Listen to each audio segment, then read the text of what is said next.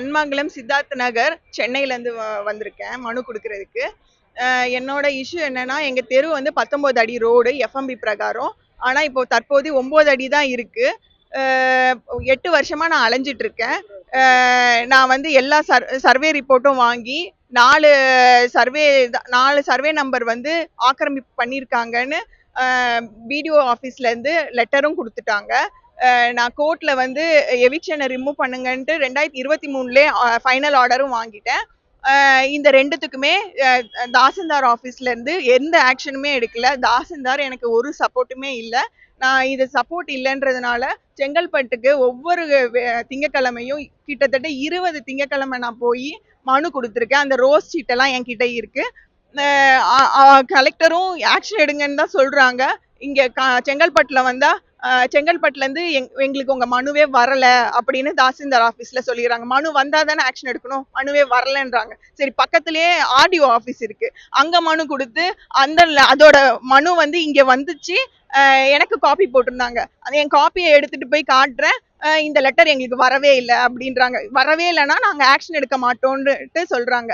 இதுக்கு பேக்ரவுண்ட்ல யாருன்னு பார்த்தா பஞ்சாயத்து தலைவர் லோக்கல்ல சப்போர்ட் பண்றாங்க. ரோட மக்கள் எடுத்து யூஸ் பண்ணட்டும், பொது மக்களுக்கு போக வர வேண்டான்ட்டு. இது ஒரு ஜங்ஷன் மாதிரி ஒரு 2 வீடு தான் ஆக்கிரமிப்பு பண்ணியிருந்தாங்க சந்து முனையில. இப்போ ஜனவரி மாசம் எங்க வீட்டுக்கு எதிர்த்தாப்புலயே ஒருத்தர் வந்து இதுக்கு முன்னாடி ஆக்கிரமிப்பு பண்ணவங்க மாதிரியே நானும் ஆக்கிரமிப்பேன் அப்படின்னுட்டு பில்லர் போட்டாங்க. என்னோட சிமெண்ட் ரோடையே உடைச்சாங்க.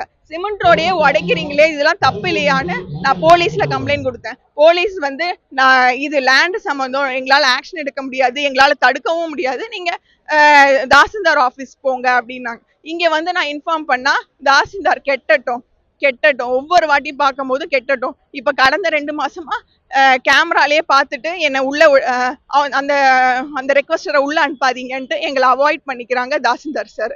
ஆனா பில்டிங் நிறுத்துங்கன்ட்டு கலெக்டர் சார் அங்கிருந்து சொல்றாங்க, ஆர்டிஓ சொல்றாங்க, டிஎஸ்ஓ மேடம் சொல்றாங்க. நான் 2 வாட்டி இந்த செங்கல்பட்டுல மினிஸ்டர் மனு அதுலயும் நான் கொடுத்தேன். அவரும் வந்து எவிக்ஷன் பண்ணி கொடுங்க பாவம் அப்படின்னு தான் சொல்றாங்க. ஆனா இது வரைக்கும் நடக்கல. அந்த பில்டிங் நடந்துட்டே தான் இருக்குது. ஜனவரியில ஆரம்பிச்சது, இப்ப பினிஷிங் பாலே காய்க்க போறாங்க.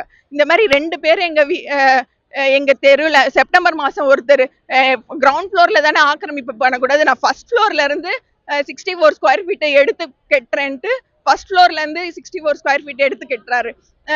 இதையும் நான் பில்லர் போட்டதுல இருந்து கம்ப்ளைண்ட் பண்ண இப்ப பாலே காய்ச்சிட்டாங்க. இந்த 2 புது பில்டிங்குமே ஒரு ஆக்ஷனுமே எடுக்கல. ஜனவரி மாசம் விஓவும் தலைவரும் எங்க தெருக்கு வந்தாங்க. வந்து இந்த மாதிரி ஆக்கிரமிப்பு பண்றாங்க அப்படின்னு அவங்க கிட்ட இன்ஃபார்ம் பண்ணா விஓ வந்து நீங்க கெட்டுங்க, உங்ககிட்ட எல்லாம் பட்டா இல்ல, நீங்க எவ்வளவு தூரம் ரோடு எடுத்து கெட்டுறீங்களோ நான் பட்டா போட்டு தரேன்றாங்க. இங்க வந்து எச்எஸ் வந்து கேட்டா விஓக்கு எந்த அதிகாரமே இல்லை, சொல்லக்கூடாது, ஏன் அப்படி சொன்னாங்கன்னு தெரியல, வீடியோ எடுத்து வச்சியான்னு என்கிட்ட கேட்குறாங்க.